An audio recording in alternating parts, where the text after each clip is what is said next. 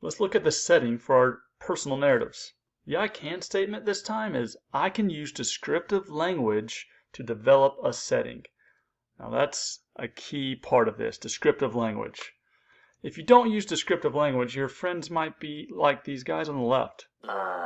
They don't know what's going on. They're picturing different settings, and it's not at all what you were thinking when you wrote the story. But if you do use descriptive language, your friends will be able to picture exactly what you want them to picture, and that's the goal. Now let's look at a few examples. We'll look at 4 examples, and you'll see they get better as we go on. Now, here's an example that is way too simple. I was at someone's house. Now, if this is your setting, you need to describe it more, but let's see what a reader might picture if you say something like this. Probably something very simple. They're not going to understand your story very well because it's too simple. Let's look at another example. I was at Bill's house in his room. Now, that is more descriptive, but it's still very simple. Does anybody's room look this empty?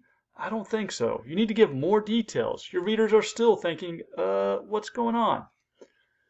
Example 3. Now this is getting a bit better. When I got to Bill's house, I went to his room and closed the door. Bill's room had hard wooden floors and a window to look out. Now this is getting a little more descriptive. Everybody's probably picturing something similar. Maybe your readers are picturing different colors of the walls because you didn't say, but still, this is much better, and you'll have happier readers and you'll be a happier writer because people understand you. Now let's look at another example. When I got to Bill's house, I went to his room and closed the door. A lamp in the corner lit up the wooden floors. Bill's room had 3 posters on the wall of pictures from nature. There was a desk beside his bed with a laptop and a bright green chair. Now, that is a good description. Everybody's it's probably seeing something very similar. It doesn't describe everything, but it describes enough to where everybody has a picture in your head that's probably very similar to what the writer had in the beginning. Now let's look at why this is much better than the other ones. Well, it's simply because of the details. You have the lamp in the corner, so you're picturing a lamp in the corner. You have wooden floors, and they're lit up because the lamp is on. There's posters on the wall about nature. You don't have to describe the posters because they're not important, but still, they know there's posters on the wall, and they're of nature. They have a desk right there. It's right beside the bed, and it has a computer on it with a bright green chair. Like, all these details help make the reader picture something in their mind that helps them to know where they are in the story. All right, here's the worksheet we're going to be working on as you develop your own setting. Now let's see how Jake developed his for his story. So remember, he's at Ashley's apartment in Wuhan. So he's going to describe what he sees inside Ashley's apartment.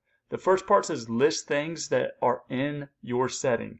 So think about that, whatever setting you're in, and list as many things as you can. At least 8. Jake's listed 8 here. All right. Also, draw a quick picture of the setting so that you can remember where everything was, and it'll help you to describe it as you do the next part below. It doesn't have to be detailed. You don't have to use color unless you want to, but something simple like this. And then lastly, go ahead and use 3 or 4 sentences to describe your setting. This will help you later when you start writing your introduction paragraph. After you get this far, you can have a teacher come check and see how you've done. And if you've followed the directions well, you'll be done. Good job.